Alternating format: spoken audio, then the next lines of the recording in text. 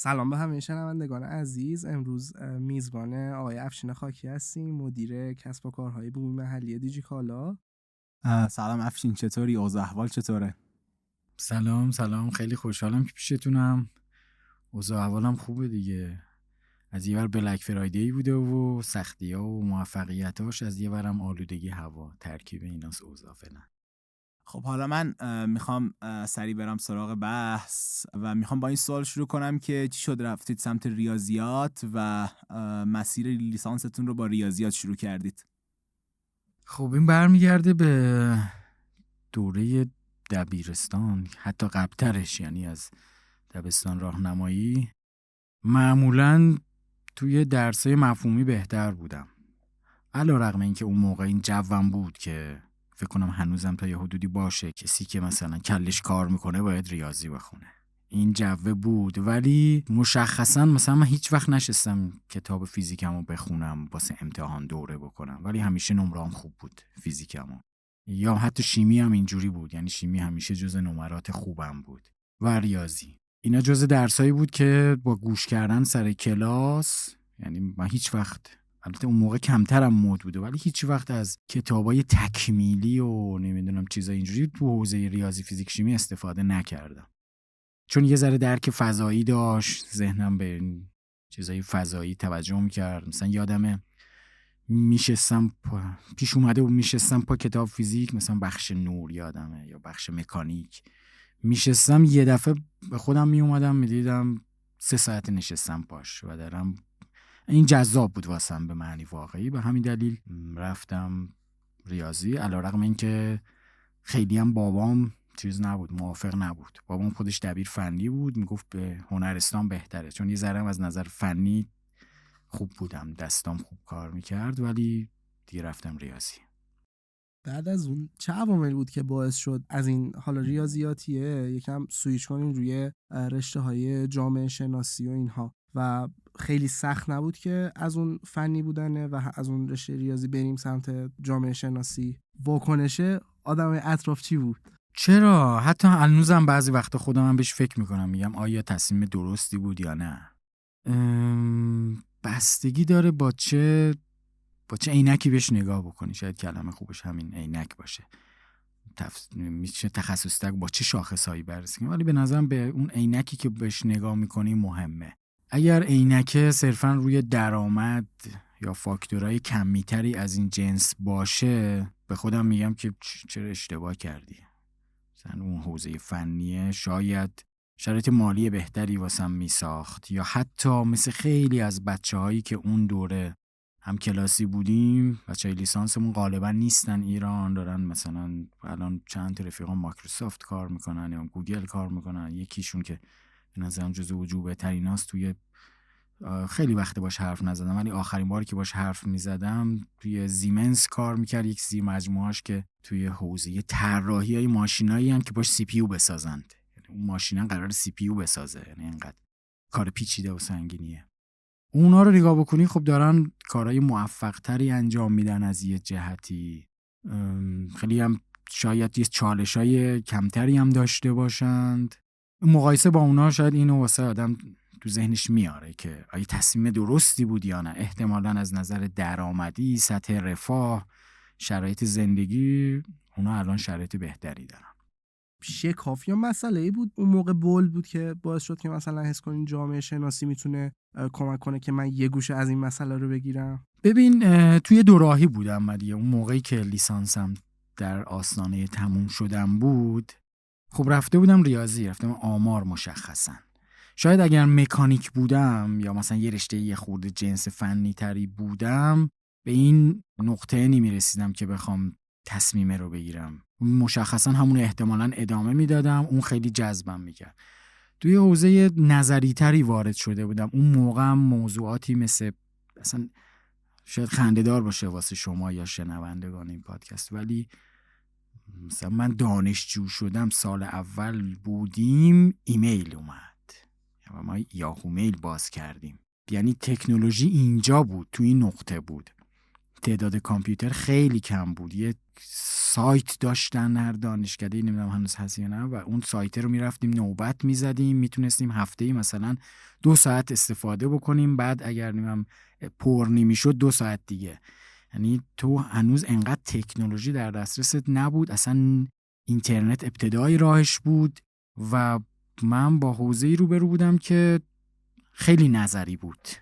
یعنی آمار رو باید ادامه میدادم، باید خیلی میرفتم مثلا آمار ریاضی میخوندم یا حوزه‌های نظری میخوندم و اونجا داشتم به این فکر میکردم که آیا من برم وارد یه فضای خیلی پیور علمی بشم و برم در واقع یک کسی باشم که مغزش و زندگیش رو تو حوزه مثلا بحثی مثل آمار ریاضی که در واقع یه جوری از یک شاخه از ریاضیه، خب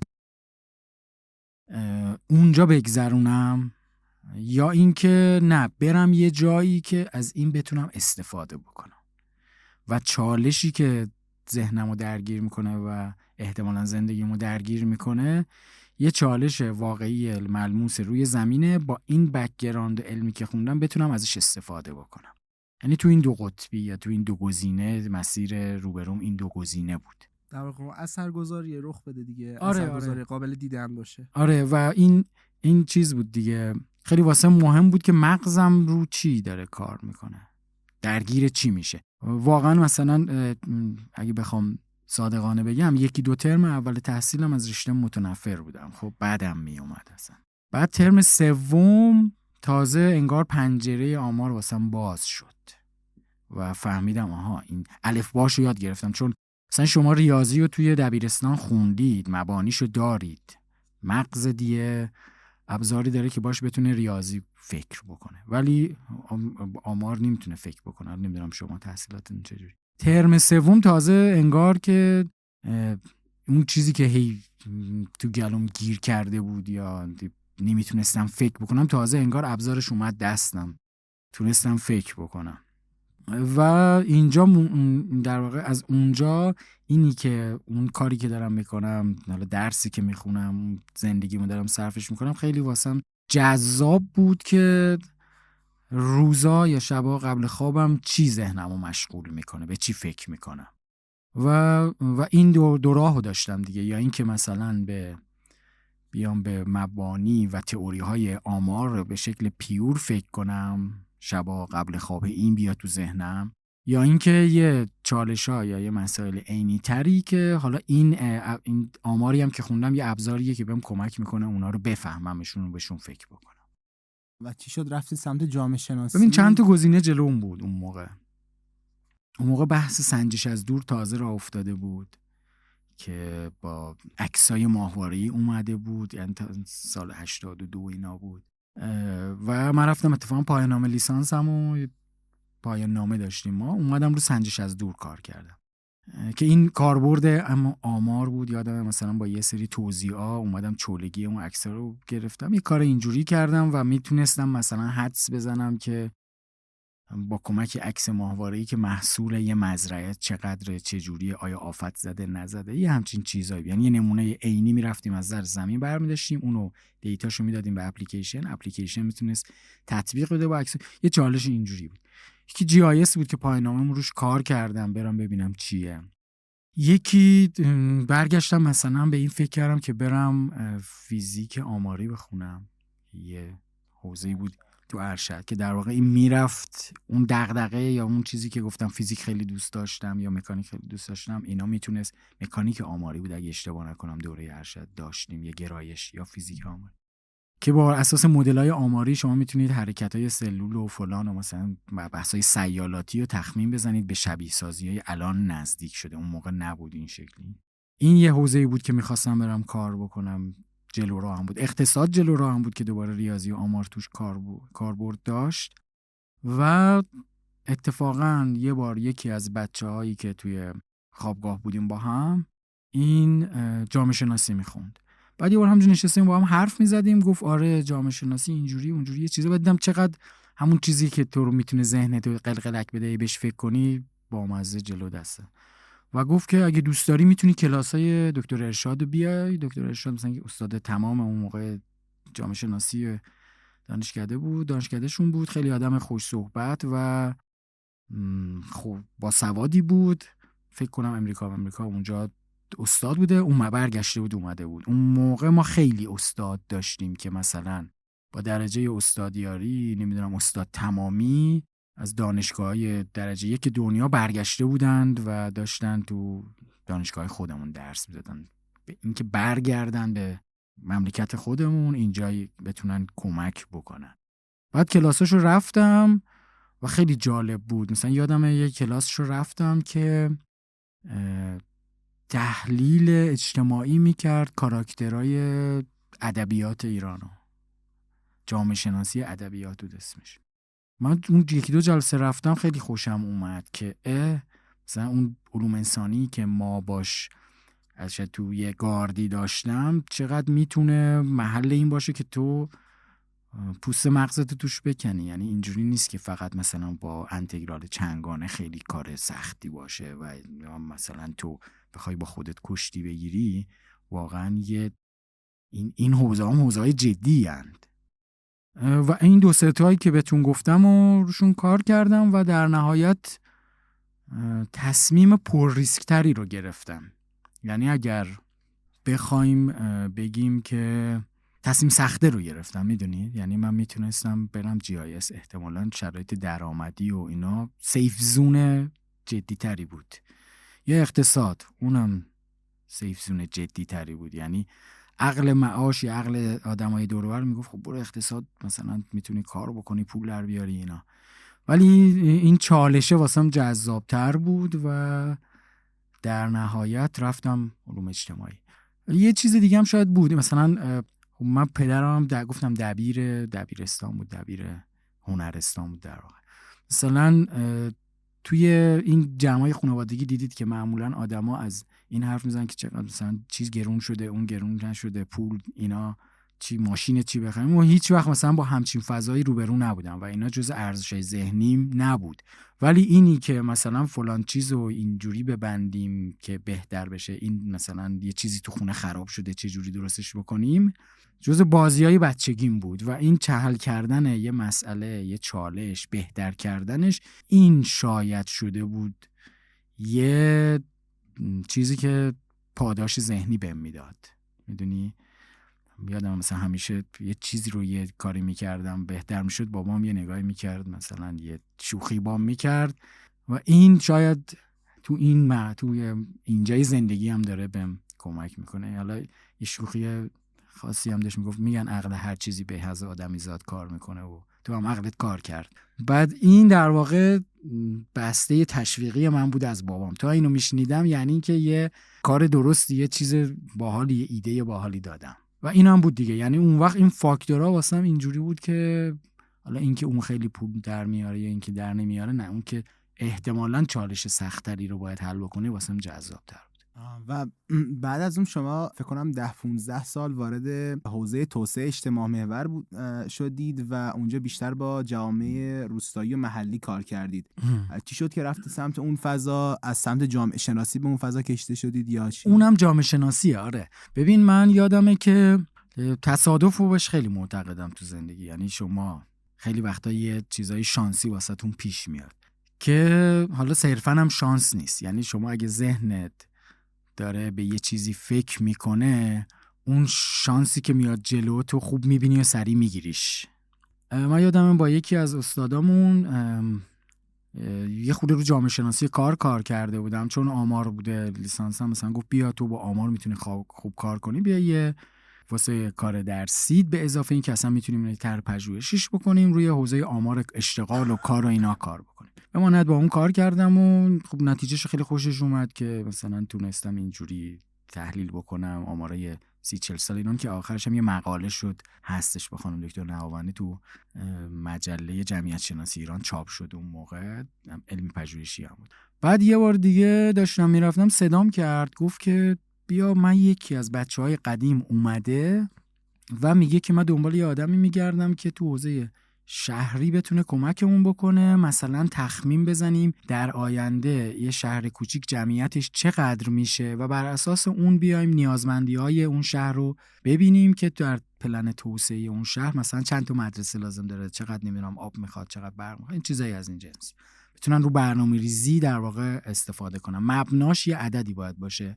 در واقع اون بحث تکنیکال و مهندسی با اون عدده میتونه شکل بگیره، اون نقطه هدفه رو. و اینو میتونی کمک کنی. گفتم باشه دیگه، مثلا این خیلی چالشی عجیبیه، من بگم 20 سالگی این شهر چقدر میشه. گفتم باشه، میرم باشون صحبت میکنم. شماره رو داد و من رفتم اونجا. این شرکت مشاوری بود به اسم خودآوند، یعنی به خودش آونده، مستقله، مثلا اینجوری اسمش هم کمی عجیب بود در نگاه اول.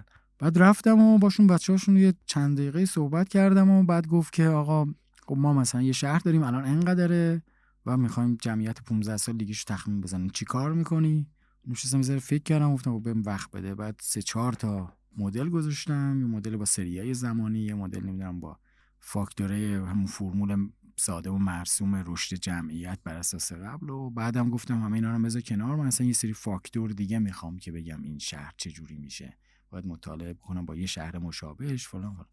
3-4 تا مدل بهش گفتم بخوام فکر کنم اینجوری فکر میکنم. خب باشه بیا دیگه، اوکیه. و از اینجا بود که وارد حوزه شهری شدم در واقع و اتفاقا در حین تحصیلم بود اینجوری شد و پایان نامه‌م هم همین کار کردم، یعنی اومدم رو حوزه شهری کار کردم. حالا از پایان نامه‌م بذار یه چیزی بگم.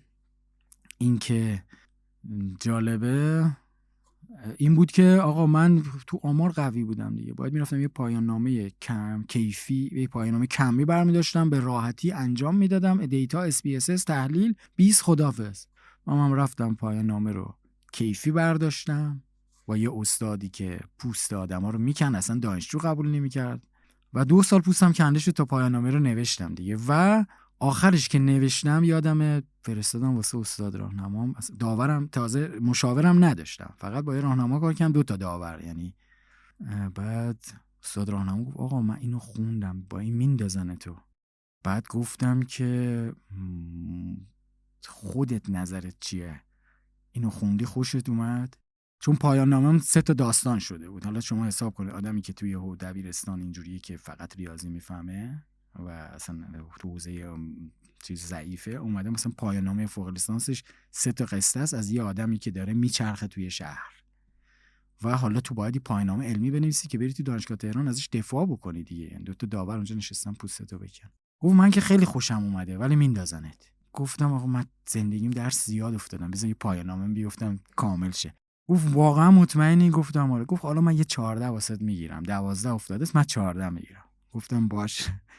این چیز بود، این در واقع دیالوگ پایانیمون بود. رفتم دفاع کردم 19.75 هم شدم و 1-2 جام یه جوری 2 تا داورمو چپ و راست کرد که من گفتم اوه اگه واسه خود پایان نامه نمیخواستن نمره بهم ندن دیگه، با این جوابایی که استاد راهنما داد دیگه انتقامشون از من میگیرم. ولی خب خدا رو شکر خوب پیش رفت و خیلی هم راضیم. یعنی هنوزم که میخونم بعضی وقتا خیلی واسم جذابه، از اینه که یه آدم یه پسر بچه‌ای داره با دوچرخه توی شهرش قدم میزنه، با دوچرخه داره میچرخه تو کوچه‌های شهر و تغییر شهر و پوستش و احتمالاً مثلا شما هر کدوم دیدین دیگه شهرهای یزد و اصفهان بافت قدیمی داره که این بافته داره خراب میشه، یه چیز جدید میشه. و با این نگاه کردم به شهر رو، پایان نامه رو نوشتم و اینجا در واقع اونجایی بود که من وارد شدم. این بحث توسعه محلی و توسعه شهری روستایی، اینا رو باید به یه حوزه‌های چند رشته‌ای بدونیم. یعنی چند تا تخصص میشینن کنار هم و به این فکر میکنن، از زوایای مختلف به این فکر میکنن که چجوری میشه یه محدوده رو توسعه داد یا نیازهای آتی توسعهشون رو به درستی تشخیص داد. چی نیاز داره، الان به چه سمتی داره میره، پتانسیلاش چیه. و خیلی کار سختیه. یعنی واقعا من فکر میکنم طراحی CPU راحت تر از این باشه. میدونید یعنی اون کار فنی پیچیده‌ایه، همه شاید نفهمیمش، اینو شاید همه بفهمیم، ولی این که بخوای یه تصمیمی بگیری که این تصمیم پایدار باشه، تبعاتش کمتر باشه، آدمایی که اونجا زندگی میکنن به شکل درستی ازش بهره مند بشن، بازیگر توسعه اون شهر و روستای خودشون باشن، واقعا تصمیمه و کار سخت‌تریه.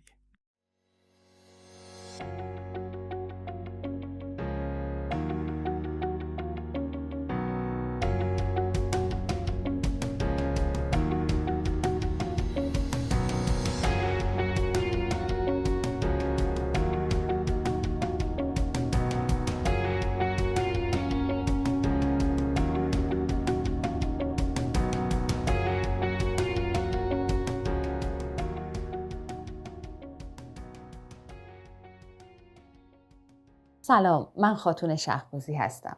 بیش از 25-6 سالی که در حوزه تسهیلگری و توسعه کسب و کارها، به خصوص کسب و کارهای فرهنگی فعال هستم.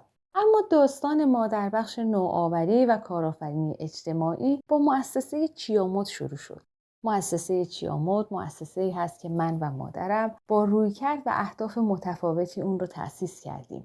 هدف اصلی ما ایجاد جریان‌های اجتماعی برای اشتغالزایی کسانی بود که در حوزه مد و لباس فعالیت می‌کردند. به خصوص کسب و کارهای کوچیک زنانه که محوریت اصلی اونها فرهنگ و هنر ایرانی بود. اما داستان ما عمق بیشتری پیدا کرد با پروژه هناس که به طور مستقیم روی حوزه محیط زیست کار می‌کنه و از طریق اقتصاد چرخشی ضایعات پارچه ها رو به کالاهای یونیک، خاص و سبز تبدیل میکنه.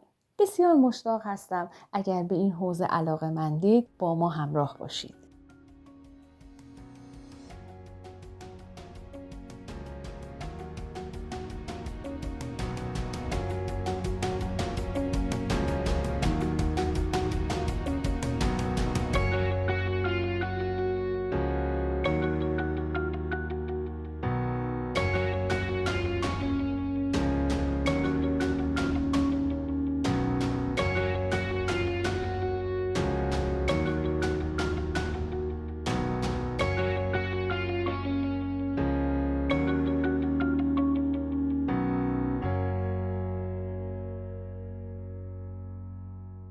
در مورد شانس و اینجور چیزا و یک تصادف گفتید، من میخوام بدونم که تو اون 10-15 سال و سالهایی که دارید توی این حوزه کار میکنید، هیچ تجربه‌ای بوده که یک تأثیر عمیقی تودون گذاشته باشه و هنوز با خودتون یدک میکشیدش؟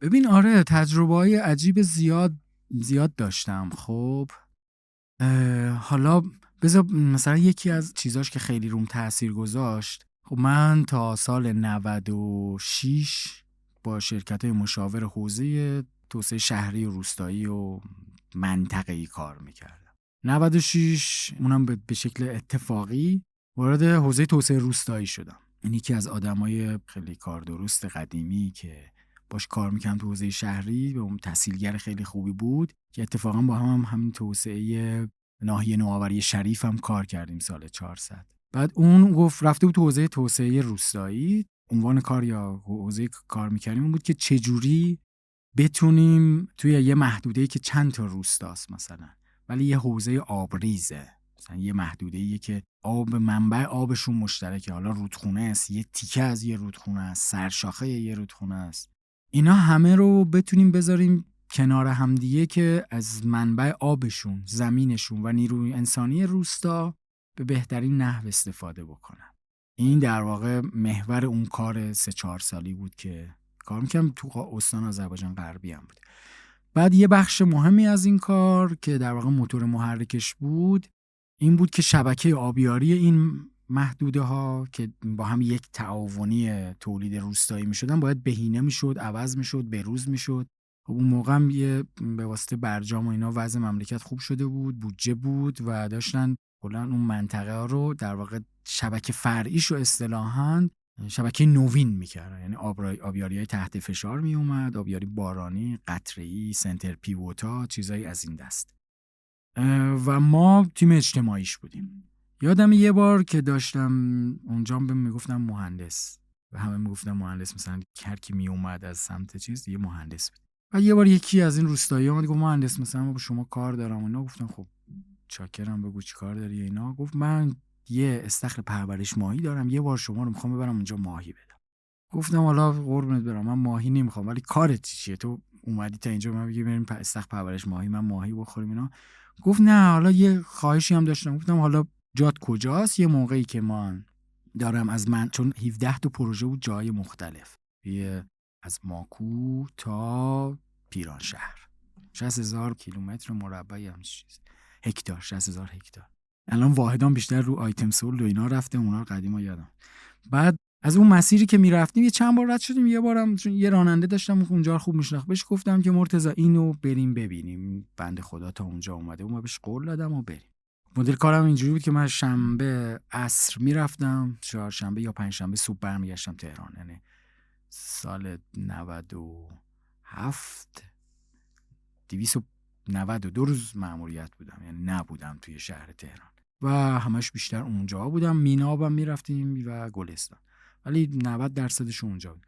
بعد رفتم سر زمین اون طرف، دیدم یه 2 تا داداشن یه آببند کوچولو دارند که مثلا یه قنات خیلی کوچیکه که بیشتر اون آببنده هم از سیلاب در واقع پر میشد، از بارونا، چشمه کوچولو که قناتش کرده بودن و تو اونجا یه خورده ماهی ریخته بودن. بعد گفت که آقا این کل دارایی ماست، بابام اینو داشته، الان به ما 2 تا برادر رسیده و اگر این آبیاری، یعنی این ما الان داریم غرقابی آب میدیم، اگر این تبدیل بشه به آبیاری بارونی یا قطره‌ای، ما این زیردست، یادم نیست مثلا 24 هکتار فکر کنم زمین بود که اینا مالشون بود، دیم میکاشتن، کل اینا رو ما میتونیم کشت درست حسابی داشته باشیم. الان مثلا فرض کنید 1 هکتارش با این آب میشد استفاده کرد. بچه‌هام و ایناش هم رفته بودن تبریز و ارومیه و تهران و این ور و ور دنبال کار. من گفت اگه این 24 هکتار بشه ما اینجا این باغ فلان میکنیم، چی کار میکنیم اینا، و همه خانواده مثل قدیم میتونیم دور هم جمع بشیم. و تا گفتم باید ببینیم از نظر فنی اصلا میشه این کارو کرد یا نه. ولی تو محدوده، چون مثلا اینجوری بود که یه پهنه رو مشخص کرده بودن، مثلا فرض کنید 20,000 هکتار. بعد مدل اینجوری بود که از این 20,000 هکتار ما باید 12,000 هکتار که شرایط بهتری داره رو انتخاب میکردیم بر اساس یه سری فاکتور و پارامتر و اونا آبیاریشون، مدل آبیاریشون نوین میشد. و توی جلسات این کارو میکردیم، بازدید میکردیم. یکی از فاکتورها هم اتفاقا موافقت ساب زمین بود، چون خیلی‌ها میگفتن نه نمیخوام، مثلا باغشون ممکن بود واسه این که بریم توش لودرا برن لوله بندازن آسیب میدید، خیلی هاشون مخالف بودن. یکی از فاکتورها این بود که آقا این آدم خودش موافقه یا نه. و خیلی فاکتورهای دیگه، شیب زمین، جنس خاک، نمیدونم منبع آبی، نمیدونم و چیزای مختلف. آیا این که این چقدر از سطح منبع اصلی فاصله داره، نیاز به پمپاژ مجزا داره و خیلی فاکتورهای دیگه. این تموم شد. این قصه این آدم رو به من گفت. بعد مثلا شما حساب بکنید 2 هفته بعد جلسات ماهیانه داشتیم، بچهای فنی تیم میشستن دور هم، ما هم به عنوان نماینده تیم اجتماعی بودیم، بچهای مالی بودن که بودجه رو کنترل می‌کردن، 4-5 تا دیسیپلین کنار هم میشستن، حتی بچهای تامین بودن که چقدر لوله داریم الان میشه کار کرد یا نه. بعد اینا نگاه کردن و نقشه رو چیز بود روی اسلاید، روی تخته بود، گفتن اینجوری یه مثلا مزرعه این بالاست، اگه بخواد بره مثلا 1 کیلومتر لوله باید بره تا اینجا. بعد اون یکی گفت آقا نمیارزه 1 کیلومتر لوله کجا بره اونجا، زبدر. و مزرعه اون یارو حذف شد، اون بنده خدا.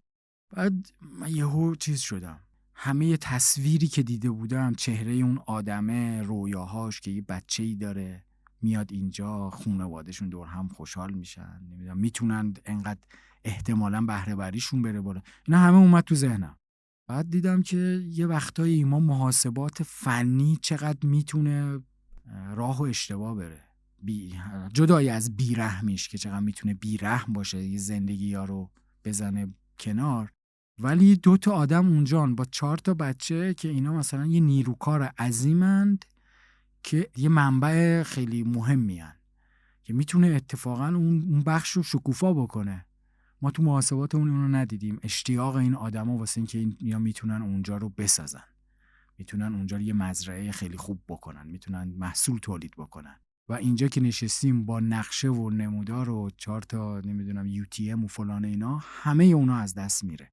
این تجربه و این خاطره واقعا همچنان بارها و بارها تو ذهنم همیشه میاد. یه جایی که نشستیم داریم مثلا تو دیجیکالا الان یه جای دیگه با یه سری عدد رقم داریم بالا و پایین میکنیم که تصمیم بگیریم، یه دفعه اون آدمه پیرمرده قیافش میاد جلو چشم که اینجا چند تا رو دارم من نمیبینم، چه چیزی رو دارم حذف میکنم. مثلا ما اگر یه فروشنده رو الان اینجا میگیم این تو ماه مثلا 5 تا دونه نمیدونم عسلش رو فروخته، خب این 5 تا خرجش اصلا نمیارزه ما واسش انرژی بذاریم. یکی رو بیاریم که 50 تا بفروشه، عدد مثلا گروس مارجینش فلان میشه فلان.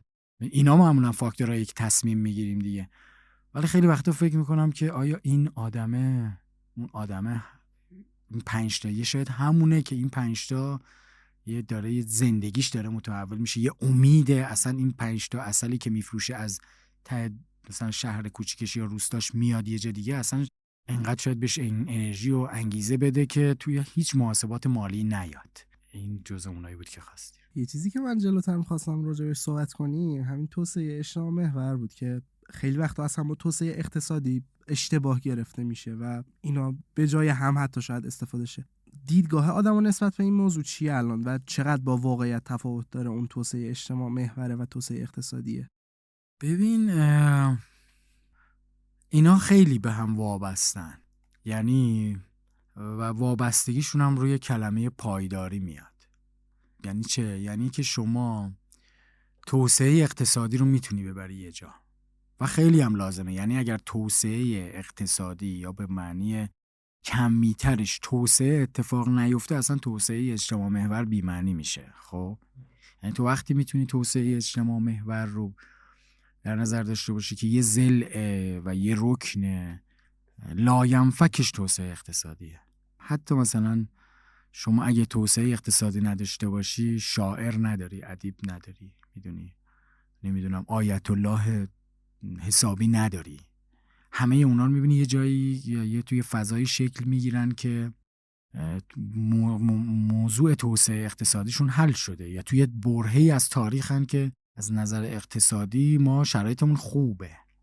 ولی چیزی که به نظرم مثلا رو نظم قبل از مدرن شدن جامعه بشری و خصوصا مملکت خودمون، اجبار طبیعت، اجبار اکولوژ، اجبار محیط، همه اینا ما رو به یه عقلانیت و دانشی رسونده بود که اینو بفهمیم قنات بکنیم، که یه قناتی مثلا قناباد رو میکنیم، قنات قناباد 2000 سال کلی آدم رو زندگی میده بهشون. این احتمالا مثلا نسل‌ها آدم زندگی کردن که به این مفهوم رسیدن که باید یه منبع آب پایداری رو بتونیم کجا به وجود بیاریم و آدما اونجا هم باشن، شرایط زمین هم مناسب باشه و یه اکوسیستمی رو با هم توی خیر جمعی، توی اینکه همه با هم این قنات داشته همه ماست. حتی اونی که سهمی هم نداره میدونه که اگر اون همسایه بغلیش از قنات آب نداشته باشه و نکاره و تولید نکنه، اینم احتمالاً زیستش به خطر میفته. این در واقع این عقل جمعی، دانش جمعی، آگاهی جمعی، شعور جمعی، اینا همه ناشی از اون بوده. این توی مقطعی به واسطه تکنولوژی خدشه بهش وارد شده و واسه همین بین مفهوم توسعه اجتماع محور، توسعه اجتماعی و توسعه فاصله افتاده. انقدر مثلا تکنولوژی تونسته یه جای آدما رو بگیره که من میگم آقا بولدوزر رو میندازم این کوه به چه دردی میخوره، میکنم میفروشم پول در میارم، بعد مثلا و میتونم هم این کارو بکنم. قبلش احتمالا اگه میخواستم این کوه رو بکنم باید آدم میداشتم و آدمای اونجا نمیدونم احتمالا یه تعلقی داشتن، یه چیزی چرخ دنده تیزیشو میگرفت، نمیتونستم اینجوری بولدوزر تیز بندازم بکنم. ولی الان توسعه اقتصادیه که بازم تاکید میکنم اصل ماجراست، یعنی 70-80% ماجرا اینه، غالب شده، یعنی شده 120% به جایی که 70% باشه شده 120%. این باید با توسعه، یعنی منظورم چیه؟ منظورم اینه که مصداقی بخوام حرف بزنم، مثلا شما اگر توی یه محدوده روستایی شهری میخوای توسعه ایجاد بکنی باید به اول به توسعه فکر کنی، باید ببینی که چی بیشترین راندمان رو میده، پول بیشتری در میاره، زندگی آدما بهتر میشه، میتونن زندگیشون رو بچرخونند. یعنی این سوال اصلیه. ولی یه سری شروط باید روش بذاری. کدوم پایدارتره؟ اگر مثلا من یه منبع آبی دارم، اینو بیارم تبدیلش بکنم مثلا بالا دستش چای بزنم بیشتر، خب این کوتاهه، تموم میشه. میدونید؟ یعنی باید اینو اصطلاحاً اینجوری خیلی وقت بهش فکر میکنم که باید متغیرهای تصمیم گیری تو ایکس و وای که داری بر اساسش تصمیم میگیری زمان بهش بدی و زمانا رو هم طولانیش بکنی. مثلا بگی آقا من میخوام به این پوله برسم، ولی این پوله باید تا مثلا 70 سال باشه حداقل، 100 سال باشه حداقل، نه 2 سال، نه 5 سال. میدونید؟ موقعی که 2 سال 5 سالش میکنی اینجوریه که خب آره مثلا این آبه که یا این کوه رو من میتونم تو 5 سال بکنم بفروشم اینقدر پول در بیارم. ولی آیا میتونم 70 سال از این کوه درآمد داشته باشم با این مثلا برداشت بی‌رویه از منابع معدنیش؟ احتمالا اونجا میخوره. یعنی اونجا تیکت میخوره که نه آدم اگر بخوایم با همون فرمولای جدیدم فکر کنی، نه این راه درستی نیست.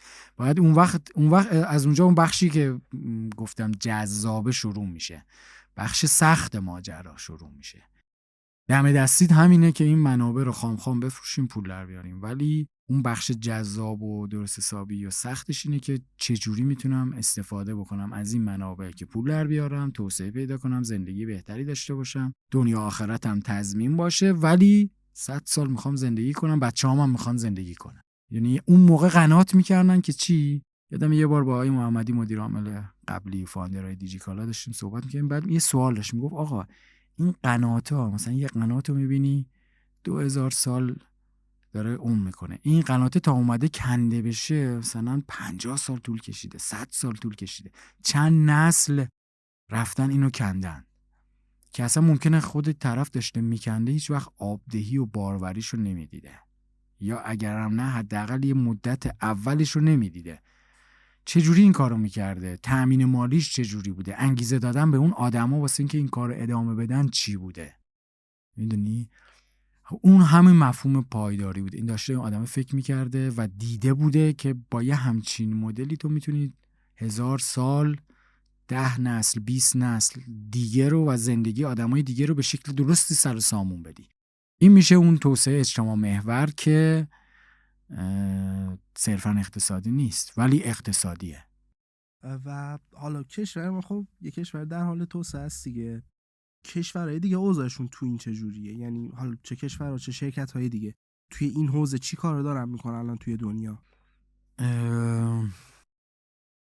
ببین خیلیاشون که شبیه ما هن دیگه، یعنی همچنان هم من فکر میکنم تفکر توسعه صرف غالبه، ولی تلنگرهای جدیش خورده و تو ادبیات توسعه همون آدمایی که یه زمانی به اینا فکر نمی‌کردن وارد شده. یعنی الان آدمایی جوانایی که میرن دانشگاه با توسعه پایدار روبروان. اون موقعی که مثلا من دانشجو بودم ادبیات توسعه پایدار به گوش 5% 10% آدما میرسید، میشنیدنش. ولی الان فکر میکنم بس توسعه پایدار یا توسعه‌ای که همه جانبه باشه، دوام داشته باشه، به نسل‌های آینده فکر بکنه، تبدیل به یه چالش و پرابلم اصلی شده. توی این تغییرات اجتماعی، چون من اینو از جنس یه تغییر اجتماعی یا پارادایم شیفت ذهنی تو آدما میدونم دیگه.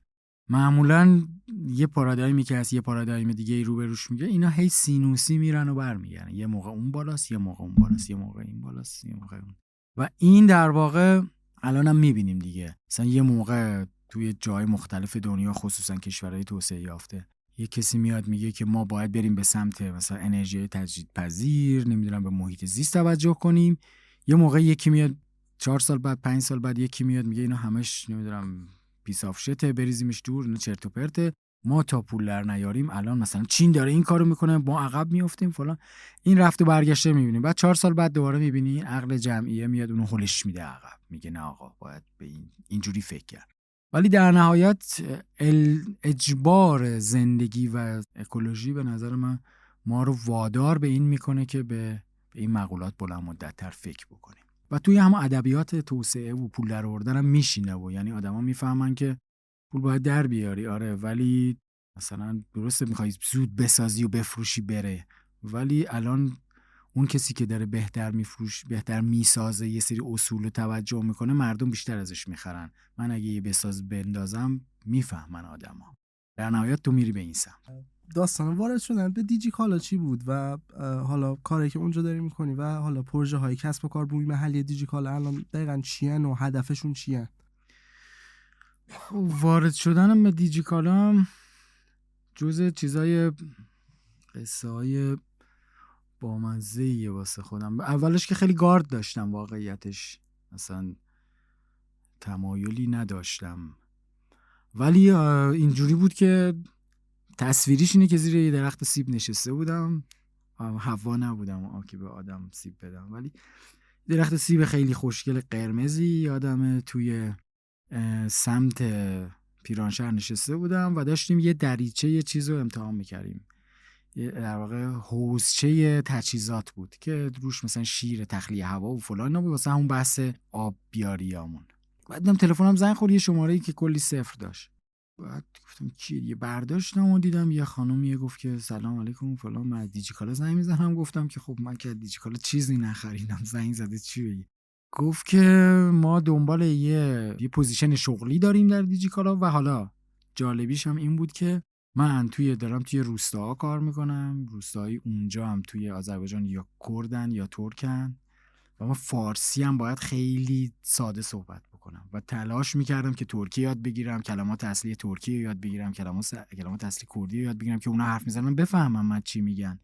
درسته نمیتونم به ترکی جواب بدم، ولی لااقل اون بنده خدا ارتباط بتونه بگیره، مشکلش یا حرفشو بتونه بزنه، با 100 تا کلمه اصلی ترکی لااقل آشنا باشم که تهمایه حرفشو بشنوم. بعد یه خانم زنگ زد با انواع کلمات انگلیسی سقلمه به قلمه که آره ما میخوایم یه لاین بیزنسی رو مثلا لانچ بکنیم، بعد دنبال یه BLO میگردیم که اونرشیپ داشته باشه فلان از این چیزا. و واقعا بهتون بگم اون موقع من اصلا نفهمیدم چی گفت. یعنی اینجوری بودم که چی میگه، مثلا منظورش چه چیزیه، میخوان چی کار بکنن. گفتم که خب من و حالا مثلا اینجاهاشو فهمیدم که گفت آره ما یکی کسی رزومه شما رو واسه ما فرستاده که شما رو میشناسه، گفته این آدم مثلا به درد این کاره میخوره، ما میتونیم مثلا ساعت 2 شما رو داشته باشیم توی دیجیکالا. گفتم من الان مثلا 1000 کیلومتر با تهران فاصله دارم، یه جایی هم هستم که آب و هواش خوبه، ترجیح میدم همینجا باشم تا بیام.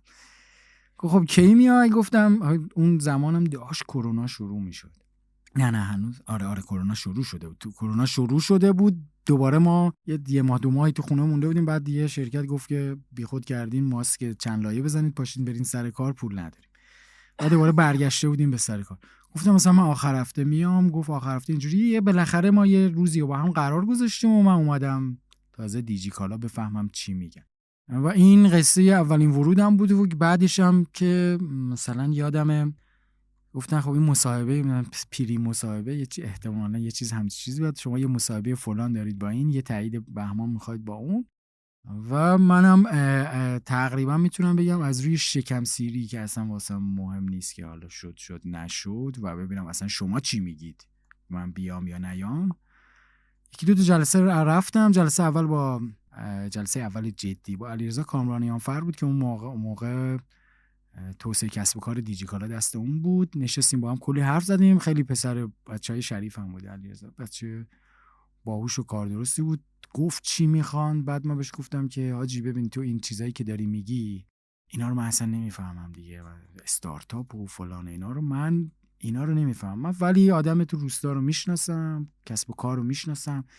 شما تو دیجیکالا از زنجیره تامین به بعد دارید کار میکنید.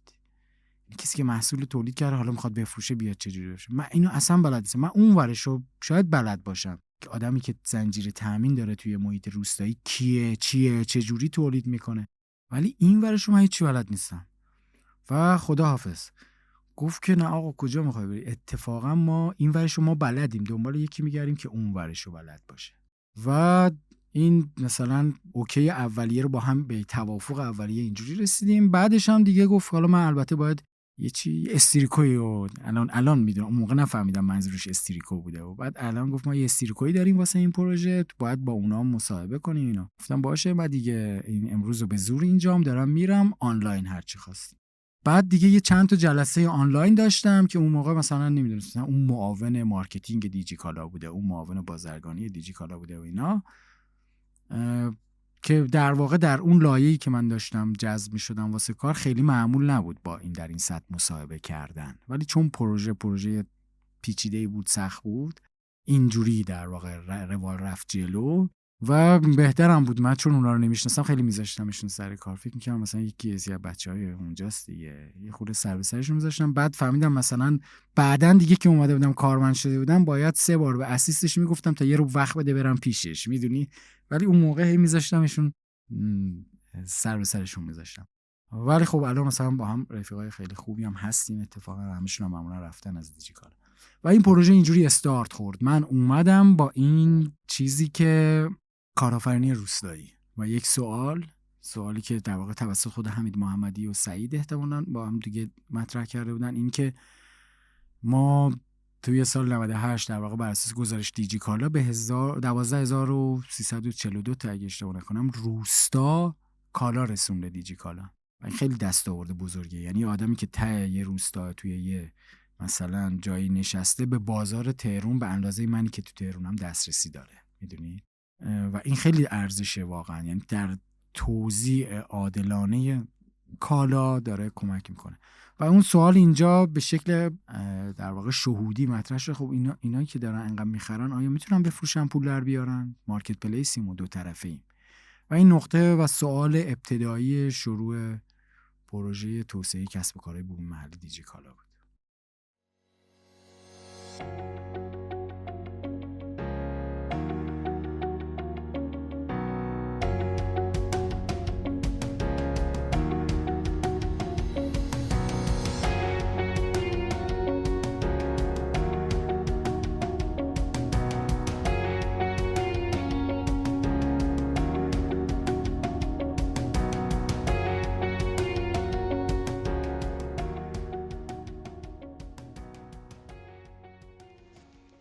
سلام، چیا جبری هستم، طراح محصول پایدار در حوزه منسوجات و بنیانگذار پروژه هناس. زندگی فلسفه ساده‌ای داره، خلق کردن. توی 7-8 سال گذشته که روی مد پایدار کار کردم، ساعتها بین انبوه پارچه‌ای دورریز از رنگ و جنس و اندازه‌های متفاوت سرگردان بودم. تنها چیزی که فکر می‌کردم و می‌دیدم نابودی بود. حس می‌کردم که انسان‌ها دیوانه‌وار دارن مصرف می‌کنن و دور می‌ریزن و در نهایت خودشون و طبیعت رو دارن نابود می‌کنن. کم کم یاد گرفتم به پارچه‌ها گوش بدم، ببینم که در هر تکه‌ای چی هست و خودم رو به اونها سپردم. به ماجرا و قصه‌ای که هر تکه پارچه‌ای برای خودش داشت. کم کم راه برای من روشن شد و آرام آرام خلق کردن اتفاق افتاد. امروز هنوز تولیدات خودش رو داره و دست ساخته هایی که از نیستی و هستی اومدن. امروز مخاطبای هناس با خریدن هر کالایی در حقیقت یک قصه و یک ماجرایی رو با خودشون به خونه میبرن. امیدوارم در این راه شما هم همراه من باشید و روزی یکی از قصه های هناس رو با خودتون به خونه ببرید.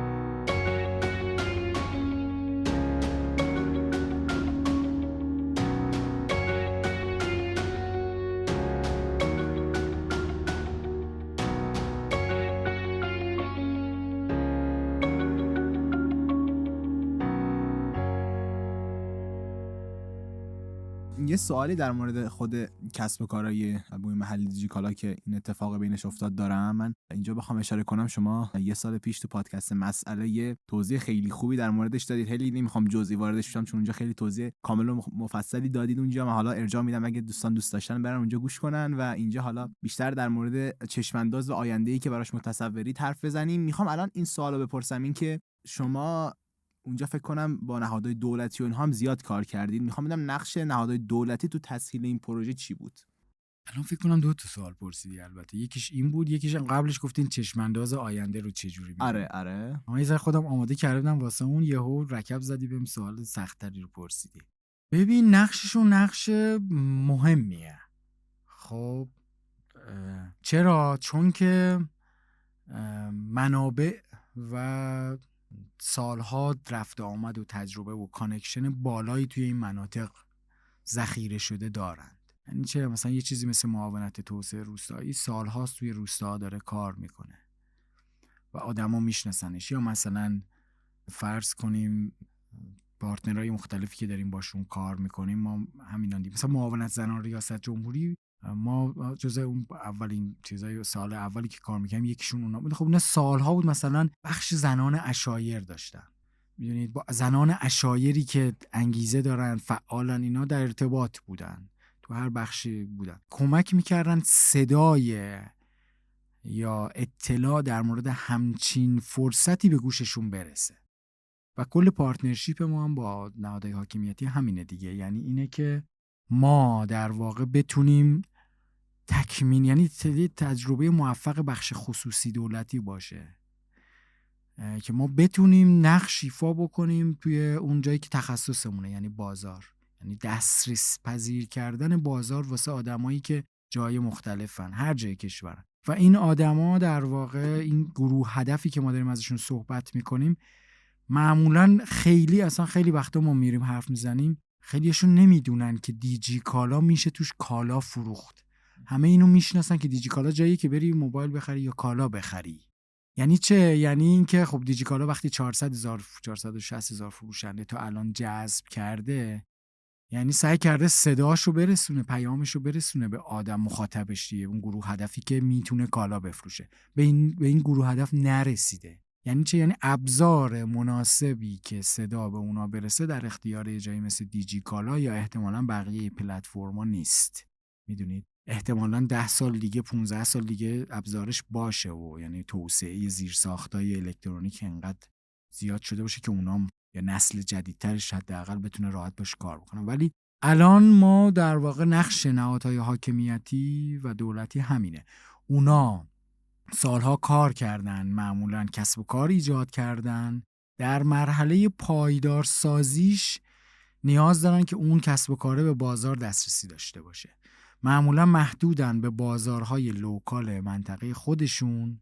ما سعی میکنیم این کمک رو بکنیم، این فرصت رو بذاریم در اختیارشون که به بازارهای گنده‌تری و وسیع‌تری وصل بشن.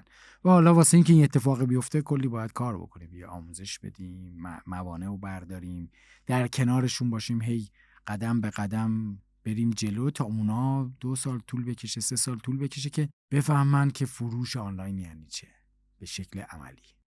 من میخوام یه ذره حالا در مورد اون چشماندازه هم بپرسم. البته اولش من چشمانداز رو میذارم امین بپرسه. من میخوام بیشتر در مورد جانبون بپرسم ازتونی که جانبون احساس میکنید الان میتونه تأثیر بذاره واقعا؟ چون من برداشتی که حالا از جانبون دارم با برداشت شما قطعا متفاوته. یه ذره در مورد این هم توضیح بدید ممنون میشم.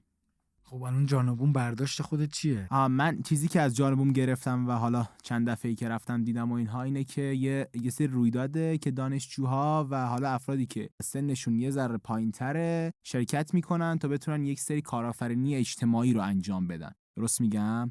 برداشتم پس درسته. خب حالا این به نظرتون الان میتونه واقعا تأثیر بذاره یا کاری الان انجام شده توسط جانبون که واقعا اثری گذاشته باشه؟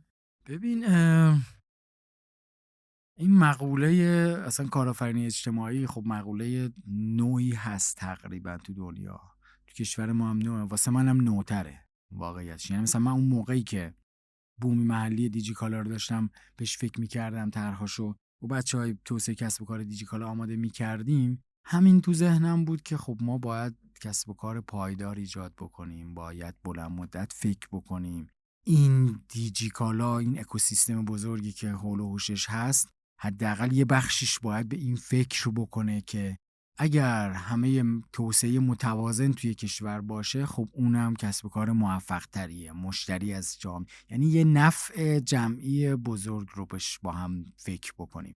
اینجوری به مسئله نگاه میکردم و اینکه به بچه‌های دیجیکالا، آدمایی که دور و برم بودم، در مورد این گپ بزنم و اینو بهشون منتقل کنم که آقا این درسته ما داریم یه روستایی رو میاریم کمک میکنیم محصولش، یا یه آدم کسب و کار کوچیکی داریم کمک کنیم کالاشو بفروشه، که منطق بیزنسی الان اون میگه که حماقته، آقا من اینقدر که دارم وقت میذارم برم مثلا یه طلا فروش بیارم، اینقدر طلا میفروشه، خب پول بیشتری در میام، چرا باید برم؟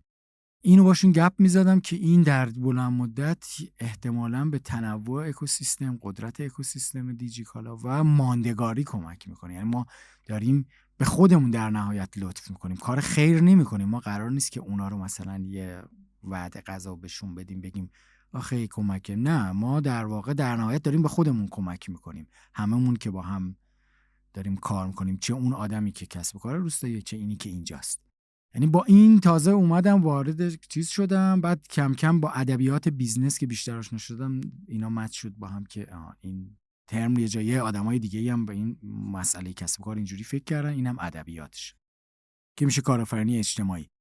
الان کاری که جانابوم داره انجام میده دقیقاً همینه، اینه که منی که دانشجوام، مثلا دانشجو شریفم، دانشجو صنعتی اصفهانم، دانشجوی دانشگاه فنیم یا ذهن فنی تری بیزنسی تری دارم، آقا درسته که پول درآوردن خیلی خوبه و اینا، ولی اگه خیلی هنرمندی، اگه خیلی مثلا مغزت کار میکنه، خیلی پاکاری و کار درسته، خیلی یه چی بگم، خیلی ادعات میشه، یه کسب و کاری را بنداز که اینجوری باشه، پایدار باشه، کسب و کاری باشه که یه مسئله‌ای رو از جنس محیط زیست، اجتماع، اینا حل میکنه و پول در بیار.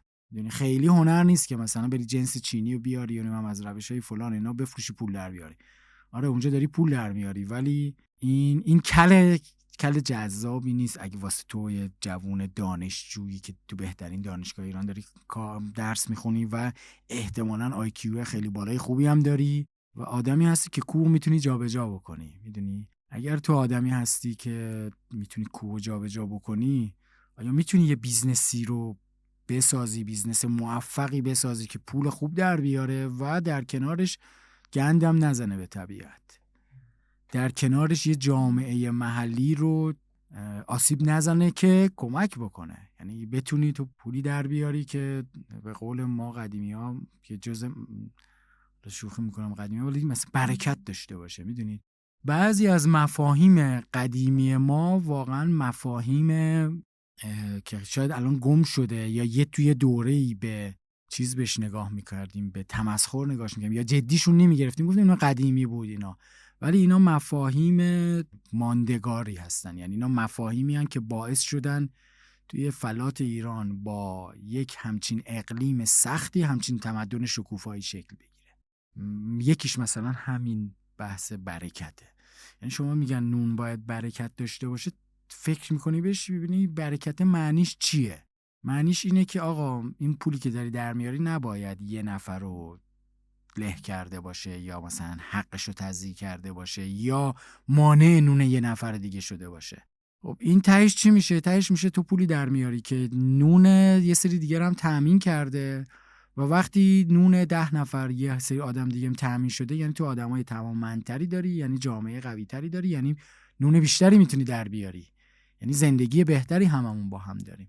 یعنی اگه بخوای به بعضی از مفاهیم نگاه بکنی میبینی که در نهایت یه الگوی توسعه بلند مدت با شاخصهای پهن‌تری داره.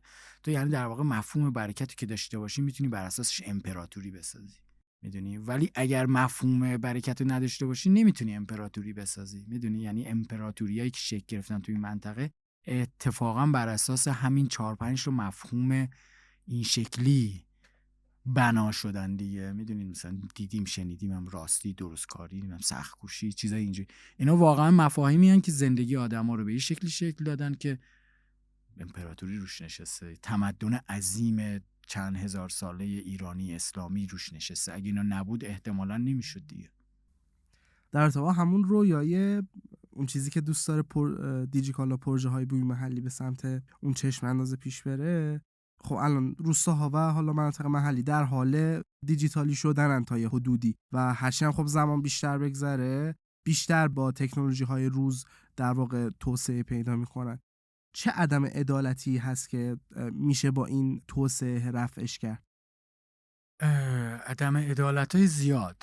خب البته کلمه عدالت رو یه خورده بهش فکر کنیم و بعضی وقتا یعنی عادلانه، توزیع عادلانه، یه وقتایی اینجوری میشه که این حق مثلا با قصد و نیت از یک آدمایی سلب شده، ما باید عادل باشیم اینا رو بهشون برگردونیم. اینجوری نیست همیشه. خب یه تعریف کلاسیک معمول روزانش اینه، ولی یه اتفاقی که میفته ببین ما یه الگوی پراکنش روستایی و انسانی توی فلات ایران داشتیم. خب مثلا اگر بخوایم گوگل مپی یا نمیدونم ویزی یا نشان بلدی بهش نگاه بکنیم، این الگو خیلی الگوی احتمالا خنده داره، احمقانه‌ایه. تو میخوای از این روستا بری به اون روستا، راه صافو بگیر اینجوری برو، کمترین زمان، کمترین مصرف سوخت مثلا فلان اینا، میرسی به اون، یعنی اگه منطق اون توش باشه. ولی اونا چه جوری چیز میکردن؟ اصلا راهها مثلا توی این منطقه مثلا فرض کنید نراق، خب شهر نراق یا یه شهر کوچیک اونجا هست که اینا مثلا 200 سال پیش شهرهای شکوفایی بودن. چرا نراق اونجا بوده؟ چون آب و هوا، زمین، آب، شرایط اقلیمی برای زیست انسان مناسب بوده. بعد موقعی که میخواستن از تهران برن فرض کن به اصفهان و برن شیراز، چیکار میکردن؟ میومدن مثلا از تهران میرفتن کاشون، از کاشون میرفتن نراق، از نراق میرفتن مثلا فلان، از فلان میرفتن مورچه خورد، از مورچه خورد میرفتن اصفهان. یعنی یه مسیر اینجوری نقاط و نودای شهری رو به هم وصل میکرده که ممکنه از نظر زمانی بیشتر چیز بوده، ولی فاکتور مهمی که راه و سرشو کج میکرده اون هسته سکونتیه بوده. هسته سکونتیه بر اساس پتانسیل اکولوژیک اونجا ایجاد شده بوده. بعد که ما اومدیم توی توسعه راه ها رو بسازیم، گفتیم این چه منطق احمقانه ایه، مثلا من از اینجا میخوام اصفهان، چرا باید برم نراق؟ از کاشون که رد شدم، یا حتی اصلا تو راههای اولیه که کاشون هم گذاشته بودن کنار، از اینجا اتوبان جاده قدیمی که میری به کاشون هم قم، از قم نمیدونم دیلیجون، این کوتاه‌ترین مسیره و صاف تا مثلا اصفهان. این شد مسیر که تو کوتاه‌تر باشه و ماشین بره، یعنی اون راه در خدمت ماشین بود. فاکتور تصمیم گیری مسیر میشه ماشین که سریعتر این زمان فلان برسه. و این منطقه باعث شد نراق که یکی از شکوفاترین نقاط شهری قدیم بوده، شما برید ببینید مثلا یه نراقی سرچ کنید ببینید چقدر نمیدونم شاعر و ادیب و ملا و نمیدونم خواننده و راننده و آدمای، یعنی سرمایه انسانی عظیمی داشته نراق. خب این سرمایه انسانی از کجا می اومده؟ از شکوفایی اقتصادی و فرهنگی اون شهر دیگه. یعنی شهری انقدر شکوفا بوده که میتونسته ادیب و خرجشو بده، ادیبه به جای اینکه بیشتر بشینه هی کار بکنه، انقدر پول داشته باشه که بشینه فکر کنه و تو حوزه علوم انسانی از خودش خروجی بده. یا اون مثلا مهمترین روحانیون یه زمانی مال همین شهرهای در این سایز بودن دیگه، میتونسته آدمه بشینه تبدیل بشه به یک عارف، به یک مرجع دینی. میدونی این یه زیرساختی لازم داره. ما همه اونا رو حذف کردیم، یعنی یه نقطه قوی که احتمالاً یه پتانسیل خیلی بالایی داشته از دسترسی ها حذف شدند. این میشه اتفاق ناعادلانه. یه اقتضایی اینو رسونده به اینجا و یعنی اینجوری نبوده که یه کسی عناد داشته باشه مثلا با شهر نراق یا نمیدونم فراهان یا نمیدونم هم این شهرهای کوچیکی که میبینید سبزوار، مثلا ملاحادی سبزوار شهر نراقی فلانی نمیدونم اینا همه حذف شدن. یه فراهان اینا شهرهایی بودن که دیگه تو نمیبینی اصلا. تا حالا چند بار ما اصلا دیگه راهمون به اونا نمیافته، چون میخوایم بریم از اینجا بخوایم بریم عراق، از وسط یه بیابون زرت میریم عراق. این که بریم فراهان، بریم تفرش، اونا هسته‌های چیز بودن دیگه، هسته‌های به خاطر کاهش هزینه رفتیم و این بی‌عدالتی اینجوری شکل گرفته. یعنی اونا از مسیر تردد و توسعه حذف شدن. اینو بهش میگیم توزیع عادلانه. منظورم اینه که یه همچین نودایی هست، یه همچین نقاطی هستن که اینا پتانسیل بالایی دارن، به واسطه قواعد جدید دسترسی غیر آمدن گذاشته شدن کنار. و ما توی تجارت الکترونیک دیگه احتمالاً فاصله ها واسه اون بی‌معنی شده. تو در لحظه میتونی هر جایی باشی. پس آیا میشه اون نقطه‌ای که پتانسیل بالای جذابی داره از این تکنولوژی جدید استفاده بکنه و اون تکنولوژی یه نسل قبل که اومد زد ناکارش کرد رو اثراتش رو کمتر بکنه؟ این میشه اون چیزی که بهش میگیم توزیع عادلانه. یعنی تجارت الکترونیک میتونه یه سری قواعد بازی ما رو به هم بزنه و قواعد جدیدی رو شکل بده که مثلا ما امیدوارم مثلا یه روزی نراق، تفرش، فراهان اینام خیلی جای شکوفایی و توسعه پیدا بکنن. میخوام یه سوالی بپرسم. حالا شما خیلی در مورد ایران وسیعاً حرف زدید، میخوام بدونم موندن تو ایران براتون چه معنی داره و یه ذره در مورد این صحبت کنید برامون. ببین این سوالو خیلی باش روبرو شدم و خصوصا اخیراً هم زیاد همه از همدیگه میپرسن. هوا آلوده است، آب کمه، نمیدونم گرونیه، دلار اینجوری، هم میگن چرا میمونید، چرا موندی؟ همه این سوالو میپرسن. من فکر میکنم سال 2 بار چیز گرفتم، پذیرش گرفتم 90 اینا. انسان شناسی شهری گرفتم، دانشگاه جورجیا نرفتم، تو آخرین مراحل نرفتم، پشیمون نیستم. خیلی هم الان نمیتونم بگم که خیلی هم خوشحالم. بعضی وقتا که مثلا هوا آلوده میشه سرم درد میگیره دیگه به خودم این اجازه رو نمیدم که بگم چقدر خوشحالم که نرفتم. ولی یعنی باید بپذیریم این چالشه که نتونستیم حلش بکنیم و با چالشه جدی رو بریم. ولی دلکندم واسم سخت بود. یعنی بخوام لب به کلام بگم بعضی وقتا، یعنی خیلی وقتا به خودم میگم ترسیدی بری و اونجا سخت بود و زبان، آدمای دوستات، شرایط کاری همه رو از دست میدادی، باید میرفتی. ولی بارها این کارو کرده بودم. یعنی مثلا من سر از درس مقطع لیسانسم این کارو کردم. از یه شهر رفتم یه شهر دیگه و از اول ساختم. بعد لیسانسم تموم شد، فکر میگم دیگه من اونجا ریشه دارم میمونم، ولی کندم دوباره مثلا اومدم تهران موندم. 2-3 بار تو زندگیم تجربه مهاجرت دارم. تجربه دردناکیه یه جایش، ولی تجربه جذابی هم هست. یعنی چالشای خودشو داره. تو میری از اول انگار دوباره جوون میشی میای بالا. یعنی خیلی اینو داره که دیگه مسئله باحال دیگه. یعنی تو باید بری دوباره به خودت اثبات بکنی میتونی از اینجا ریشه بدونی. این بخش جذابشه به نظر من. ولی اون چیزی که بود، دوست داشتم ایران دیگه. یعنی هر جاشو میرم دوست دارم علیرغم همه این چیزش. و این دوست داشتن نتونست من نذاشت برم دیگه. شاید اگر فنی خونده بودم، هنوز به اون حوزه فنی ادامه داده بودم، تعلقاتم لامکان میشد. یعنی به یه مکانی وابسته نبود. ولی چون جایی که کار کردم این مفهوم توسعه خیلی مکان محوره، دل کندن از ایران سخت بود. گفتم حالا مثلا برم کجا، مثلا در طرح توسعه مثلا فلان شهر اروپایی و آمریکایی کار بکنم، ایده های مشعشع بدم اونجا خیلی خوب بشه. خیلی مسئله‌ام نبود و واقعا هم ایران رو دوست دارم. یعنی هر جاشو میرم پر انرژی میشه. توی حالا این پروژه هایی که انجام دادیم و به جز اصفهان، خیلی اصفهان رو دوست ندارم چون شهر شماست. گفتم بگم که اصفهان هم الان خب واقعا وضعیت خوبی نداره. یعنی واقعا حس کنم یه فکری حداقل به فکر زاینده رو باید بکنیم. آره شوخی میکنم آقا. من اصلا تو دیجیکالا تنها سپاهانی دیجیکالا هم همیشه کلکل دارم. هی اینا تعلقات اینجوری واقعا دارم. همون شهر خودمون رو همیشه نجف آباد همیشه میرم، دوست دارم. اونجا همیشه میرم باغ سر میزنم، به میچینیم میخوریم. اینا رو واقعا دوست دارم. حالا محض شوخی بود. آره میفهمم. اسپانیا بعداً برای هم کمپین رو انداختن. آخه فقط هم اصفهان نیست، الان درش ارومیه هست، زاینده رود هست، خیلی از اینجا داریم تو مناطق مختلف کشور که چقدرش هم مثلا نمیدونیم و ندیدیم. به هر حال امیدوارم که یه فکری واقعا بخاطر واسه این مکانا بشه و یه بهبودی حداقل رخ بده توشون. اینو خواستم بپرسم که اگه قرار باشه که صرفاً یک اثر از تمام پروژه ها و کارهایی که انجام دادی بمونه، اون اثر دوست داری چی باشه؟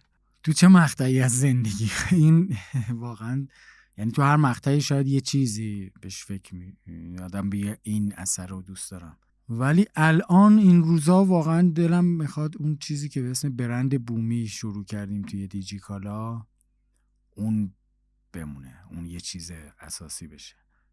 نمیدونم چقدر در مورد برند بومی میدونید، ولی ما یه زمانی آخرای 402 اومدیم یه مارکت ریسرچی کردیم، یه خوردم صرفاً مارکت ریسرچ نبود، یه ریسرچ عمیقی بود تو سمت‌های مختلف کاری که داریم میکنیم. هم سمت تامین رفتیم، هم سمت فروشنده رفتیم، هم سمت بازار رفتیم، آدم‌ها مختلف و 4-5 ماهی یه مشاوری هم داشتیم با هم که سر این ماجرا بالا پایین کردیم، چالش داشتیم تا یه خورده بفهمیم کجا وایسیم چی. از دل اون مطالعه یه چیزی در اومد که ما رفتیم به سمت این که یه بخشی رو اضافه کردیم به اسم استودیو بومی. استودیو بومی چی بود؟ ایده اول بعدم فراخوان زدیم واسه استودیو بومی که می‌خوایم یه مدیر واسش می‌خوایم، کلی رزومه گرافیستا میومد واسه کمپین دیزاینر بودم. فکر کردم یه استودیو، چون تو فضای استارتاپی استودیو رو معمولا به طراحای کمپینا و نمیدونم اسلایدر روی سایت دیجیکالا اینا فکر می‌کردم ما یه همچین چیزی می‌خوایم، ولی استودیو بومی در واقع یه مدل مثل یه چیزی مثل پرایوت لیبل دیجیکالاست. یعنی چه؟ یعنی که ما بر اساس دیتا و نیاز مشتری که توی دیجیکالا داریم لمسش میکنیم بیایم ببینیم که چیا رو بیشتر دوست داره که میتونیم اونو بر اساس دانش، متریال و تولید کننده محلی تولید بکنیم. یعنی این ور یه سمت نیاز داریم که ما دیتاشو داریم و باید بتونیم خوب بشناسیمش، این ورم یه سری تولید کننده داریم که اینا توی منطقه هستن، یه متریال خاصی رو دیگه مزایای اکولوژیکی خودشونو دارن، پایدار تولید میکنن، هنرمندن، نمیدونم یه روشی تولید میکنن که چند هزار ساله است. این دوتا رو میتونیم بزنیم تنگ هم و یه محصولی تولید بکنیم که شما جوانای الان تهران و اصفهان و شهرهای شیراز و یزد اینا بردارین بزنین ازش استفاده بکنید و صنعتی فلان هم نباشد. یعنی یه قصه تولید مبتنی بر یه ارزش جدی باشه، مصرفش هم دیمندش باشه. اینو اسمش رو گذاشتیم استودیو، یعنی جایی که باید یه چیزی رو خلق بکنه، طراحی بکنه، که در نهایت تبدیل شده الان به برند بومی. ثبتش کردیم برند بومی رو، الان فکر میکنم 700-800 تا محصول طراحی کردیم. خیلی فاصله داره با اون چیزی که تو رویاهامونه، ولی به نظرم خیلی هم خوب شروع کردیم. رویاهاتون چیه؟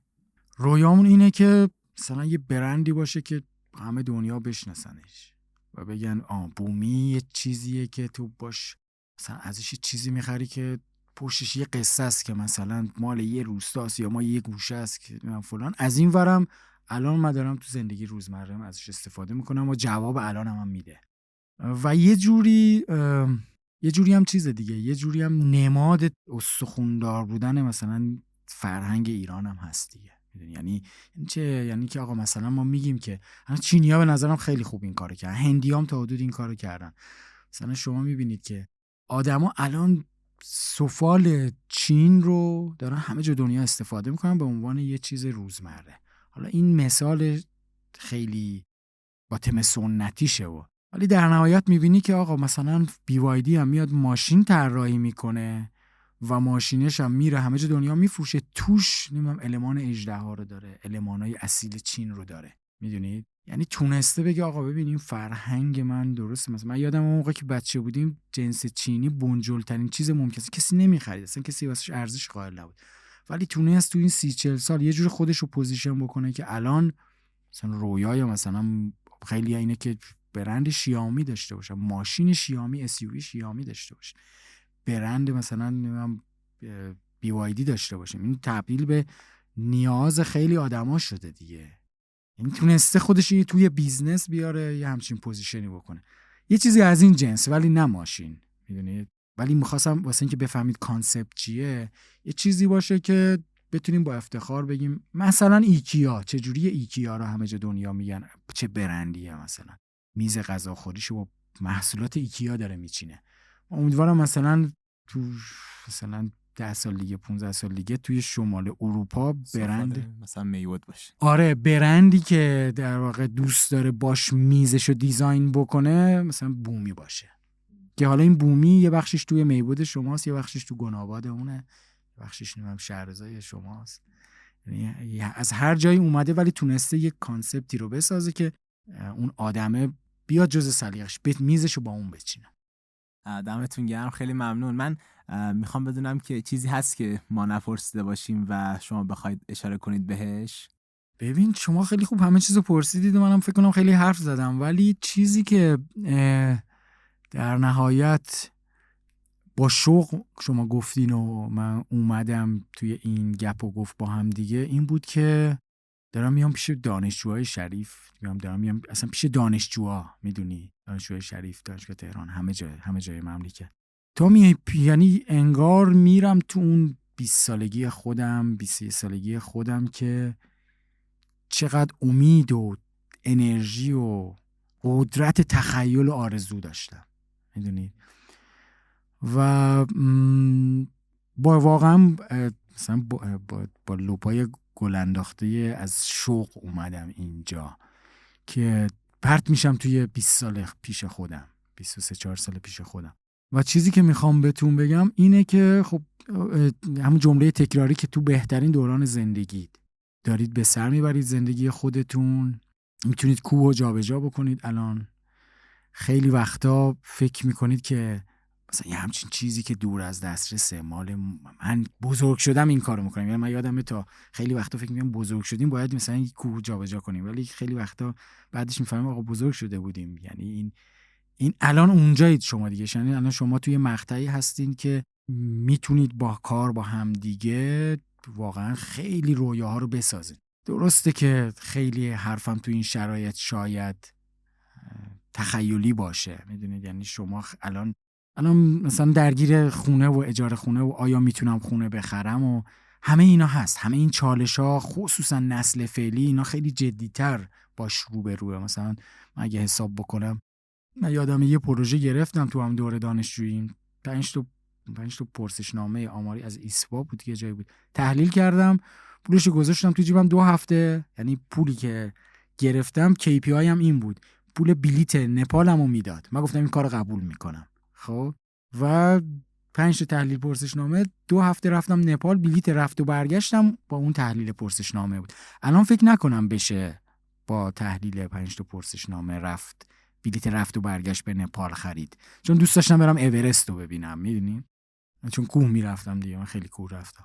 بعد همه قله‌های بالا 4000 ایران رو رفتم به جز تفتان. بعد این دوست داشتم برم اورست رو ببینم و خودم آماده کنم که برم صعود کنم، که دیدم و برگشتم دیگه نرفت. این الان شما احتمالاً نمیتونید به این راحتی برین، خیلی سخته از نظر اقتصادی، سطح درآمد و قدرت خرید و اینا همه تأثیر گذاره. ولی میخوام بگم در نهایت یه بار دارید زندگی میکنید و توی 18-19 سالگی تا 24-25 سالگی دورانیه که آدم دست و پاش بازه و میتونه تخیل پردازانه به زندگیش نگاه بکنه، میتونه آرزوهاش رو بهش فکر بکنه. و با این چیزایی که چالشایی که روبرومونه، این تنها فرصت موجود زندگی خودمون رو از خودمون نگیریم. یعنی شما مکر گذشته، ولی شما الان میتونید رویا پردازی کنید، تا میتونید این کارو بکنید. آقا دلار داره میشه 150 تومن، ولی این باعث نمیشه شما رویای اینو نداشته باشید که مثلا سفال میبود توی میز مثلا آدمای اروپایی به جای فلان سفال سلطنتی باشه. این حقو به خودتون بدید و رویا پردازی کنید تا میتونید. ممنونم ازتون. من یه سوال میخوام بپرسم ازتون، این که اگه بخواید زندگیتون رو توی یه صفحه خلاصه کنید، عنوان اون صفحه رو چی میذارید؟ حالا بعداً میخوایم این صفحه رو برام بنویسید و آخر پادکست بخونیم، ولی الان میخوام بدونم عنوان اون صفحه رو چی میذارید؟ والا خیلی سخته به نظرم. یه چند تا عنوان میاد تو ذهنم ولی بالاخره عرصه عمومی دست و پامو بسته که اون عنوانی که ته ذهنمه و خیلی شفاف و صریح بهتون بگم، ولی یه جور شیداییه توش دیگه، میدونید، یه جوری که تو از این چارچوبای معمول و قواعدی که میذارند و KPI هایی که تو رو به عنوان یه آدم موفق معرفی بکنه لگد زدن به اوناست. خیلی جام ضرر کردم یعنی اگر به قصد این که من به این KPI لجبازی که میخوام به این لگد بزنم این فاکتور نبود، احتمالاً اون کار رو میکردم، میدونید. ولی مثلا این کارو بکنیم چون مثلا پولمون 10 برابر میشه و من با این که آقا ما کاری که میکنیم فقط واسه این نیست که پولمون 10 برابر بشه پس من نمیام، میدونید، در حالی که اگر به یه شکل عادی بود شاید میرفتم پولمو 10 برابر بکنم. حالا این شاخص اینه که منظورم شیداییه اینه. معمولا جاهای مختلف تصمیماتی گرفتم که خیلی باش حال کردم، خیلی هم جذاب بوده واسم و خیلی هم برگردم هم احتمالا دوباره همون تصمیمه رو میگیرم، ولی این که شاید خیلی جاش غیر منطقی، یه دیوونه بازی و شیدایی توش بوده، پرهزینه هم بوده. و در آخر من یه چیزی که کلا کسب و کارهای اجتماعی خیلی پوینت جذابی داره اون انسانیتیه که توی دلش حس میشه و دیده میشه و خب این یه مفهومه در هم تنیده با پهلوانیه. ما یه سنگ نوشته‌ای واسه تهیه کردیم که شعر معروف مولاناه دی شیخ همی با چراغ همی گشت گرد شهر که از دیو دد معلولم و انسانم آرزوست و دوست داریم که یه جایی بذاری که ببینیش و هر موقع میبینیش یاد این گفتگو بیفتی و خواستم بدونم تو چی دوست داری به عنوان یادگاری به همون بدی که ما به یادت باشیم و به یاد این گفتگو بیفتیم. من از برند بومی واسهتون هدیه میفرستم. خیلی ارزش خیلی برام ارزش. حتما داشتم با امین میگفتم احتمالاً آقا افشین رفتن یه جایی توی یه روستایی یه چیزی دارن و اونو به اون هدیه میدن. از اونا که دارم زیاد، ولی شاید برند بومی رو بفرستم بهتر باشه. حتما آره، اون همون چیزی که طراحی کردیم و تولید کردیم از اونا ببینم چی میتونم واسهتون بفرستم. خیلی گفتگو لذت بخشی بود و خیلی یاد گرفتیم و مرسی که دعوتمون رو قبول کردی. قربان شما. سلامت باشید.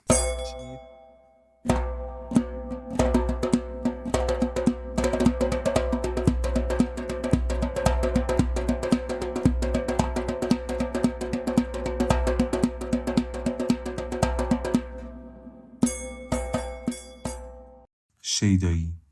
من همیشه فکر میکنم یه خط باریک هست بین زندگی کردن و گذروندن روزها. اون طرف خط آدم درگیر دیدن، فهمیدن و بی تفاوت رد نشدن.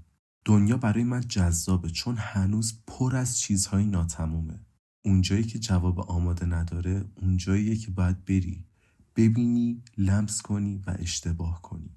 یه وقتایی یه چیز کوچیک آدم رو میگیره. یه سوال، یه درد، یه امکان و از همونجا دیگه نمیتونی وانمود کنی که ندیدیش. همونجا شروع ماجراست.